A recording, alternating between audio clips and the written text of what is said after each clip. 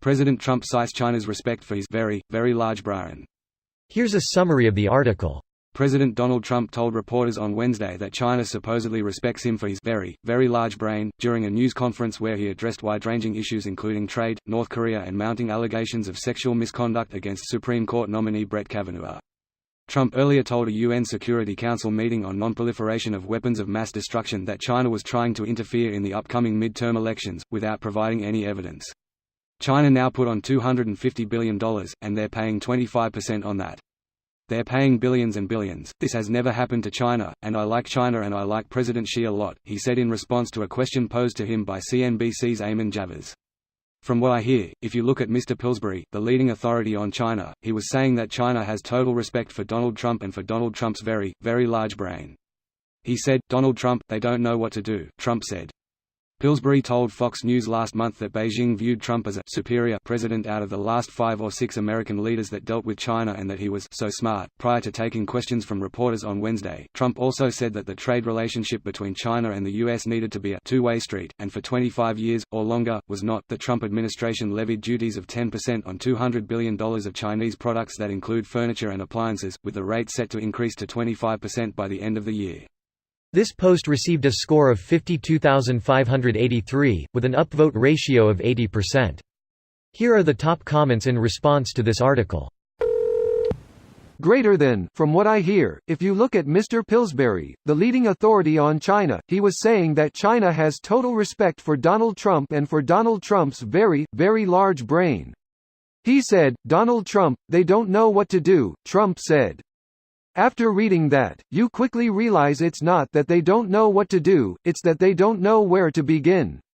It's more like they know exactly what to do and are still just in shocked disbelief that we elected such a complete numbskull.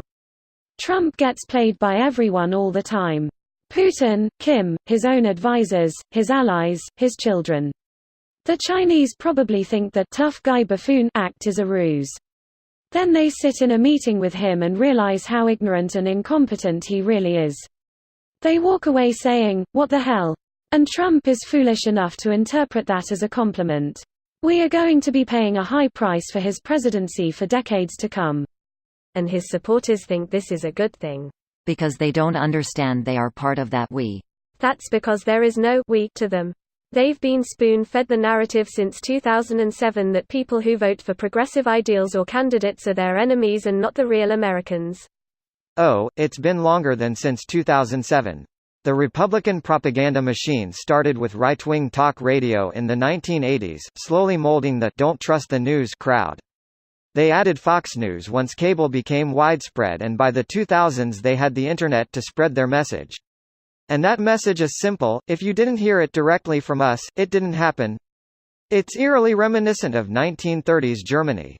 They also had the admittedly genius idea of spreading the idea that there's really no substantial difference between the parties.